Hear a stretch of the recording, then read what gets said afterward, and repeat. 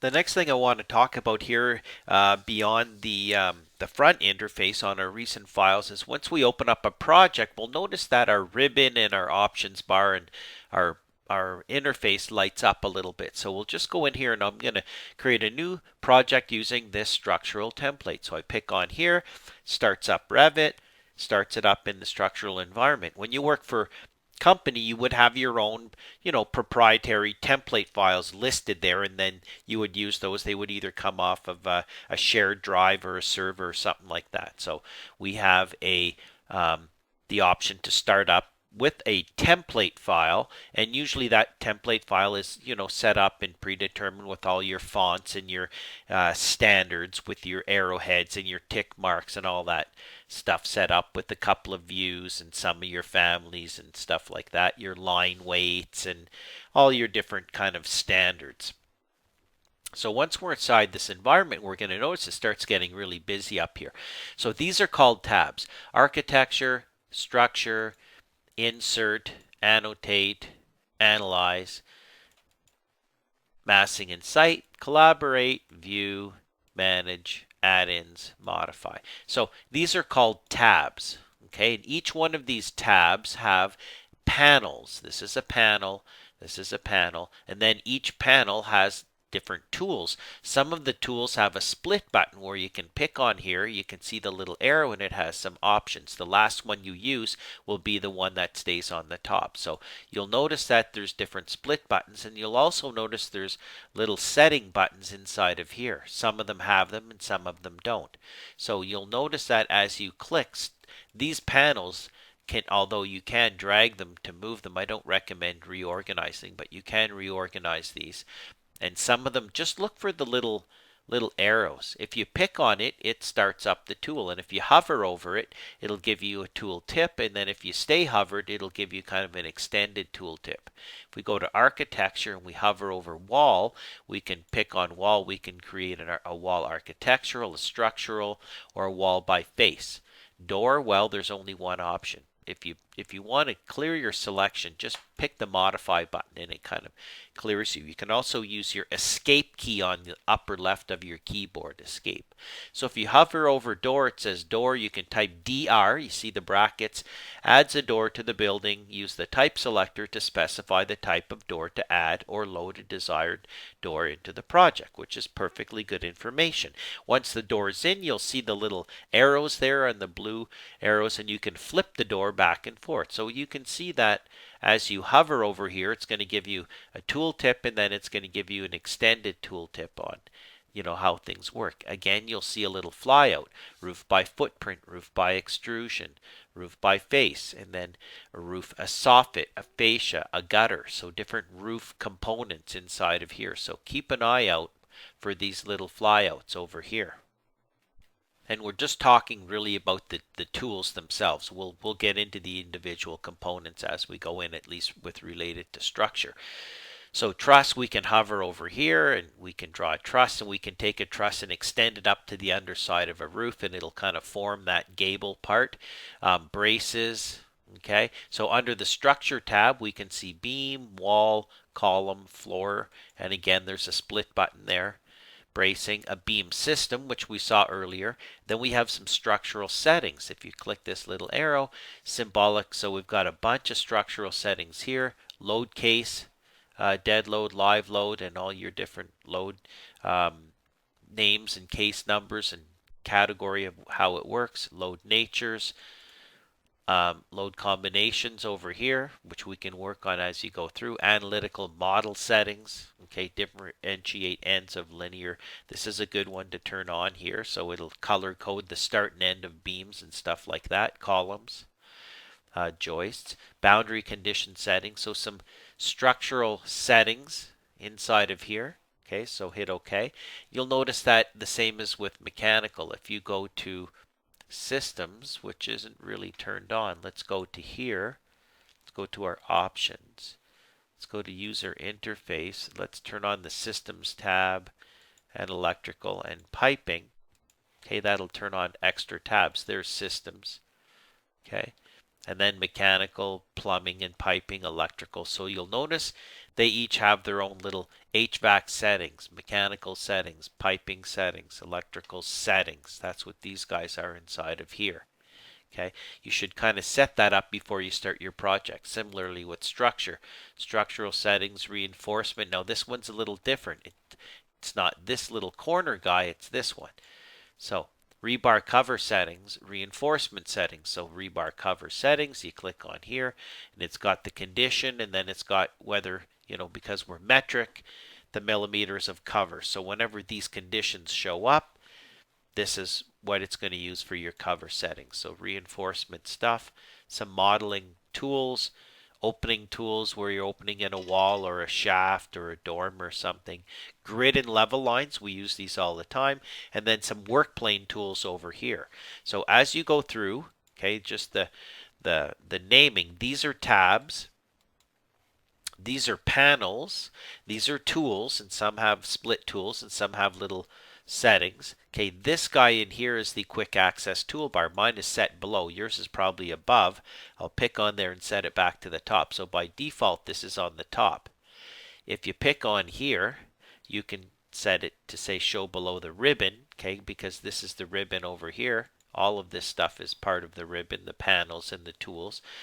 And you can add tools to the quick access toolbar. If you do a lot of beams and walls and columns, which you will be, you can right click here and say add to quick access toolbar. It puts it in here. Right click on here, add to quick access toolbar. Right click, add. Right click, add. Right click. I can add all of these guys, okay, to my quick access toolbar. That way, if I'm over here and doing some other stuff, I don't have to click back to structure and then pick the tool. I can just go bink and it's right here, beam. It's like having a little palette where I can go in and do this as I please. If I want to draw a column, I just go column. I don't have to go up here and hit structural first. I can just, and of course you should always add your columns before you add your beams, but I'm just playing around. Escape, escape. I created an extra one. Delete that guy.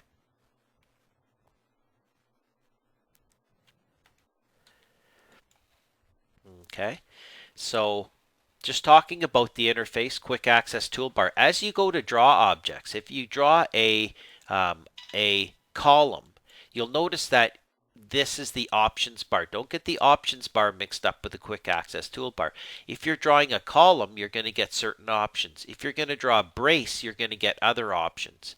If you're going to draw a beam, you're going to get other options. So this options, we're always watching it. It's very subtle and sneaky, and this is where a lot of the good information is. And a lot of it only happens on the fly. So you don't necessarily get these options again. I can't guarantee they all.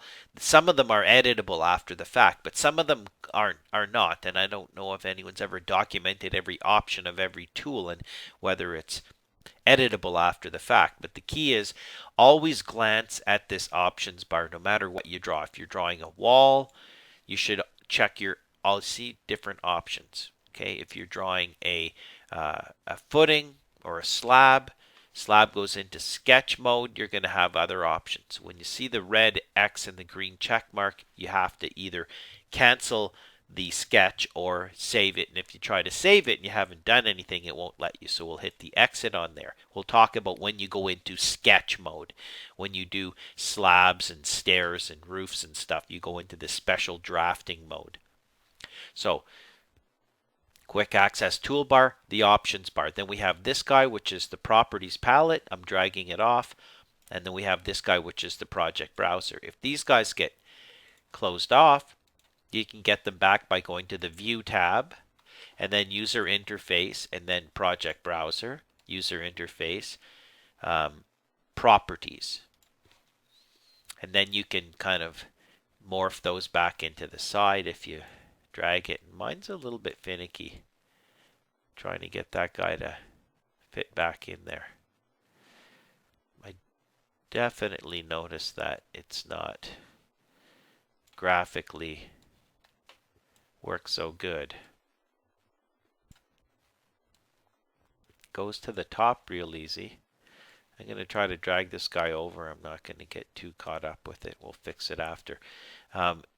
It does seem to not morph the way it used to. It used to, because the thing is now these two guys morph together. You can actually take this guy and make it part of this guy.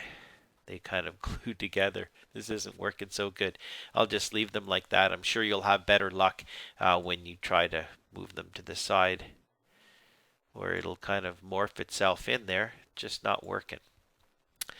So these are the two palettes. This is where you navigate the views. Level 1 analytical, level 2. So every time you make a floor, level, top of foundation, top of footing, top of joist, whatever, you have your levels.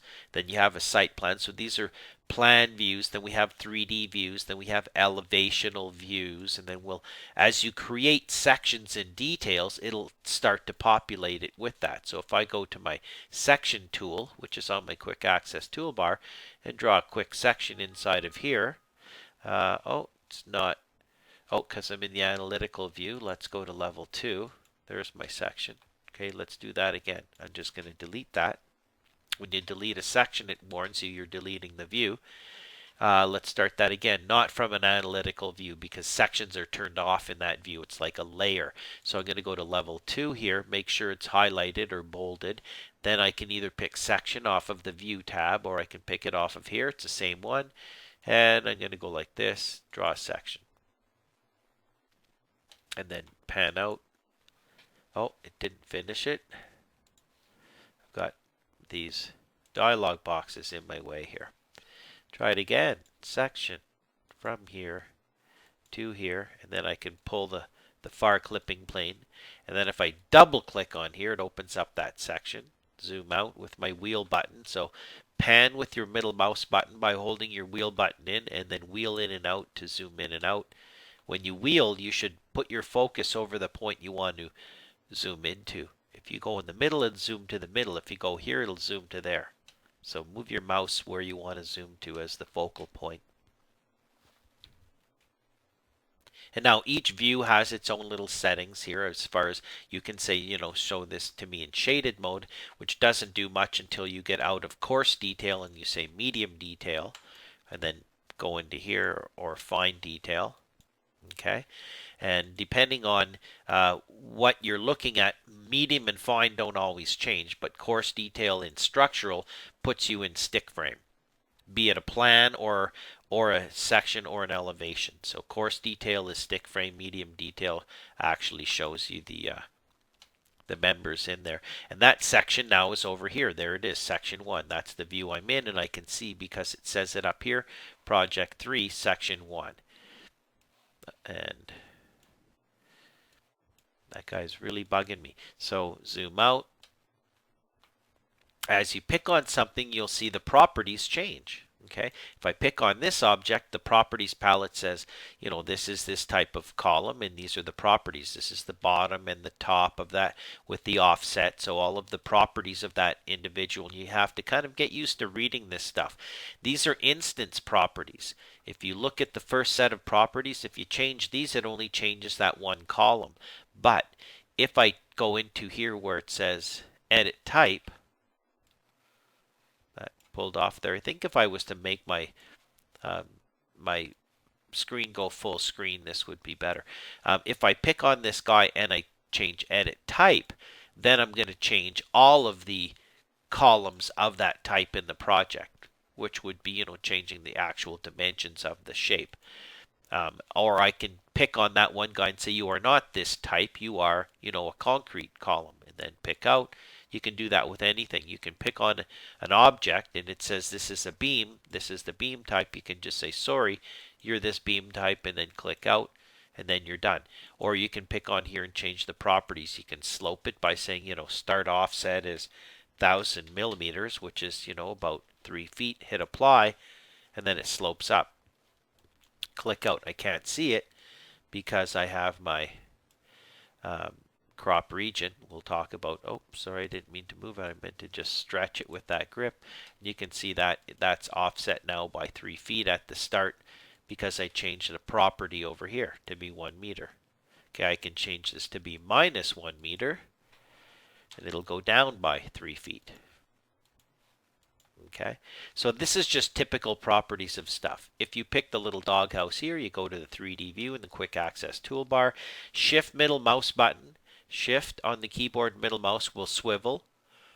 Okay, if you want to set that back to be 0, you just go in here and type in a 0 and then pick out, fix it. Revit's pretty forgiving. And in this case, I do have the analytical model turned off. That's why, or turned on with the color coding, which is why you can see where the start and end are the green versus the red, because it is important when you say, start offset and end offset, you have to know, you got a 50-50 chance of getting where the start and end is. So we'll show you how to make sure that your beams are color coded inside of here. So you navigate all the different views by double clicking on here. Okay, and as the project grows, you're going to end up with lots of views. We have all of our families down here, which are like AutoCAD blocks. So you've got all your door families inside of here that are loaded. If you don't have the ones you want, you can hit insert, and then you can just go load more families. So this is the project browser. Okay, which lets you browse the views and the families and the sheets and the schedules and all the views that are set up. The properties are where you pick on something and then it shows you the properties of that particular component. This is the drawing area. We can see we've got some elevation windows on here. Elevation views, we'll talk about that. Okay, so just a little bit of information on the general interface as we start to go through and use some of these tools. Take note of all of the different options. We're not going to go through them all right now, but just be aware of the fact that the options are there, and each view has its own little set of properties. If you pick on a view,